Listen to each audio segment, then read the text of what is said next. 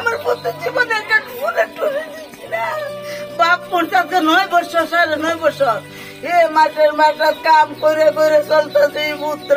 আজকে আমি কানে ডাক দিয়া সে একটা ভালো ভালো একটা ছেলে ছিল, স্বামীর সাথে থাকতো, বাজে কোনো আজে বাজে কোনো নেশা পানি নেই, ভালোভাবে চলাফেরা করছে, কারোর সাথে লেনদেন করে নেই, কারোর সাথে কোনো খারাপ বিষয় কোনো কথাবার্তা বলে নেই। বিয়ে হয়েছে মাত্র 8 দিন আগে।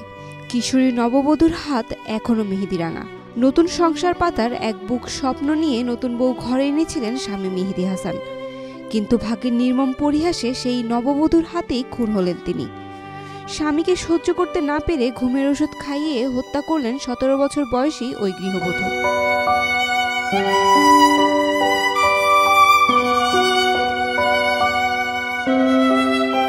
মোনালিসা হেভি ফ্লো 15 পিস প্যাকেটের সাথে 8 পিসের একটি প্যাকেট একদম ফ্রি। ঘটনাটি ঘটেছে ব্রাহ্মণবাড়িয়ার আখাউড়ায়। শুক্রবার দিবাগত রাতে পৌর শহরের মসজিদ পাড়ায় স্ত্রী জান্নাত আক্তার খুন করেন স্বামীকে। নিহত মেহেদি কুমিল্লার বুড়িচং উপজেলার মৃত জুলফু মিয়ার ছেলে। তিনি দীর্ঘদিন ধরে মা বকুল বেগমকে নিয়ে মসজিদ পাড়ায় ভাড়া থাকতেন। পুলিশ জানায় হত্যাকাণ্ডের পর স্ত্রী জান্নাতকে আটক করা হয়েছে। প্রাথমিক জিজ্ঞাসাবাদে সে স্বামীকে হত্যার কথা স্বীকার করেছে। আমি কইছি কুরবানি ঈদের 15 দিন পরে বিয়া করাবো। হ্যাঁ আমার পুত্রের মাথা গরম করে করেছে আমার পুত্রে। হ্যাঁ বিয়া তারিখ কুরবানি বিয়া করেছি।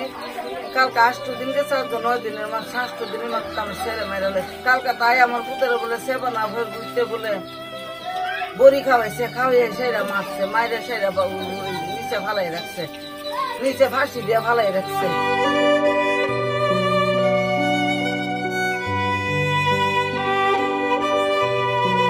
পরিবার ও স্থানীয় সূত্রে জানা যায়, গত 9 মে পারিবারিকভাবে মেহেদি ও জান্নাতের বিয়ে হয়। বিয়ের পর থেকেই জান্নাত তার স্বামীকে মেনে নিতে পারছিল না। অভিযোগ রয়েছে বিয়ের আগ থেকেই তার অন্য এক যুবকের সঙ্গে প্রেমের সম্পর্ক ছিল। এই সম্পর্কের কারণেই স্বামীকে হত্যা করতে পারে বলে অভিযোগ করছে নিহতের পরিবার।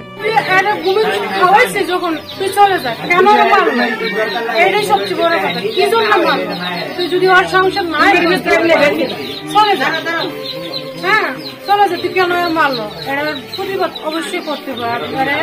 মেয়েটার মানে শাস্তি ধাপে ধাপে শাস্তি দিতে হবে মেয়েটার। আমরা বারবার মেয়েটাকে রেকর্ড খারাপ, অনেক ছেলেদের সাথে সাথে সম্পর্ক ছিল, ওর সাথে তুমি সংসার করবো না, চলে যেত। হাসান ভাই ভালো ছেলে ছিল। গত 1 সপ্তাহ আগে ওনারা বিয়ে করেছি। বিয়ে করার মধ্যে আমরা তো আর ওইরকম বিষয়টা জানি না। সকালবেলা আমরা সবাই ঘুমে, হঠাৎ করে আমার পাশের বাড়ির আন্টিটা ডাইকে আনছে। আমার ডাইকে আনার পরে দেখি এই অবস্থা ঘটনাস্থল যে ওনার বউ নাকি ওরে মারছে। কি খাওয়াইছিল যে ঘুমের ওষুধ খাওয়াইয়া মারছে। গলার মধ্যে দাগও আছে, এই পাশে যে দড়িটা বাঁধছে না দাগও আছে, এই চোখেও বসিয়েছে, দাগ আছে। হাসান ভাইয়ের সম্পর্কে বলার আর কিছু নাই।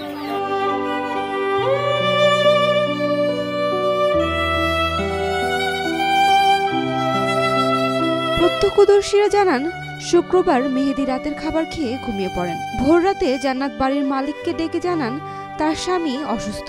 বাড়ির মালিক ও স্থানীয়রা গিয়ে মেহেদিকে অচেতন অবস্থায় দেখতে পান। এরপর আখাউড়া উপজেলা স্বাস্থ্য কমপ্লেক্সে না হলে চিকিৎসক তাকে মৃত ঘোষণা করেন।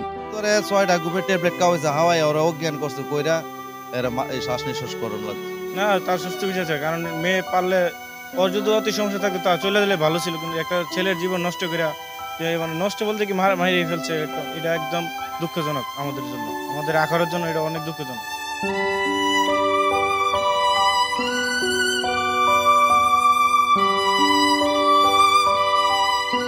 আখাউড়া থানার অফিসার ইনচার্জ মোহাম্মদ সমীর উদ্দিন জানান, ঘুম না আসার কথা বলে স্বামীকে দিয়ে ঘুমের ওষুধ আনায় জান্নাত। এরপর কোকের সাথে 6টি ঘুমের ট্যাবলেট মিশিয়ে স্বামীকে খাওয়ান। ঔষধে অচেতন হলে তাকে বালিশ চাপা দিয়ে শ্বাসরোধ করে হত্যা করে জান্নাত। তাদের মধ্যে বিয়ে হয়েছে 1 সপ্তাহ আগে, 8 দিন আগে। তো বিয়ের পর থেকে সেই আসলে মেয়েটা তার স্বামীকে মেনে নিতে পারতেছিল না, কারণ মেয়েটার আরেকটা ছেলের সাথে প্রায় 1 বছর যাবত সম্পর্ক ছিল, এবং মনে হয় এটার জন্য সে তার স্বামীকে সেভাবে মেনে নিতে পারে নাই, এবং স্বামী তাকে বারবার শারীরিক সম্পর্কের জন্য মানে চাপ দিচ্ছিল, এবং ইচ্ছার বিরুদ্ধে সেই শারীরিক সম্পর্ক করতেছিল বারবার। এটা তার মধ্যে একটা নাকি বিরক্ত ছিল। তো এটার কারণে গতকাল যখন একইভাবে সেই শারীরিকভাবে অসুস্থ ছিল, তার প্রেশারও লো ছিল, এই পর্যায়ে সেই জোর কালকেও কিন্তু শারীরিক সম্পর্ক করছে। Saim Akhtar, Daily Sun. For more updates, follow us on Facebook, subscribe our YouTube channel, get the latest update on www.daily-sun.com.